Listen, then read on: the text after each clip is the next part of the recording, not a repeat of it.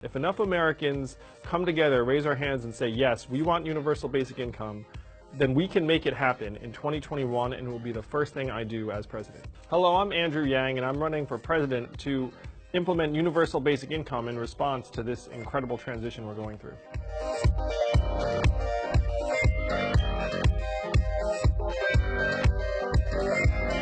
Universal basic income is a policy where every citizen gets a certain amount of money every month, regardless of their work status or anything else going in their lives. Under my plan, every American adult between 18 and 64 will receive $1,000 a month, free and clear, no questions asked, doesn't matter if you're working, not, what your income is, $1,000 per adult per month. We're going through the greatest technological and economic shift in our history, and we need to accelerate our society and government to keep pace with the challenges of 2020. We've already automated away millions of manufacturing jobs, and we're about to do the same thing to workers in retail, truck driving, call centers, fast food restaurants, and on throughout the economy. So this plan, the $1,000 per month plan, was studied by the Roosevelt Institute, which projected that it would grow the economy by $2.5 trillion per year and would create 4.5 million new jobs.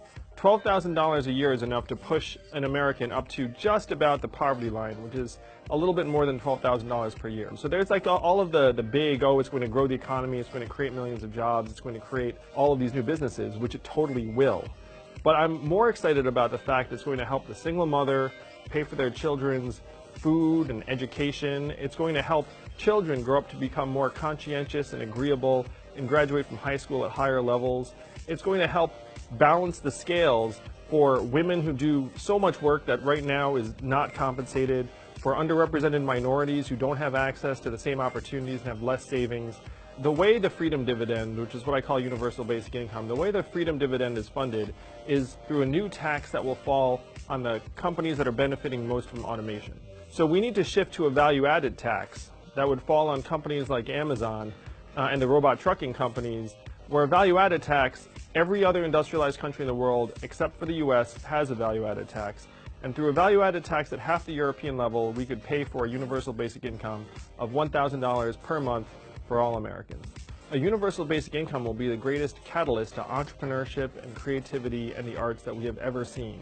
Because when Americans have their heads up and can think about the future, they'll be thinking about the businesses they want to start, the organizations they want to create, and really what they want to see in the world. So right now, many Americans have a mindset of scarcity, which is that we don't have enough, there's not enough to go around, we can't afford it. But the truth is, we are the richest and most advanced society in the history of the world. Our economy is up to $19 trillion in size, up $4 trillion in the last 10 years alone. We can easily afford $1,000 per adult per month. This is the great equalizer of our time. Economic justice is social justice. There is no social justice without leveling the playing field in terms of how much money we get as Americans to be able to pay for our basic needs.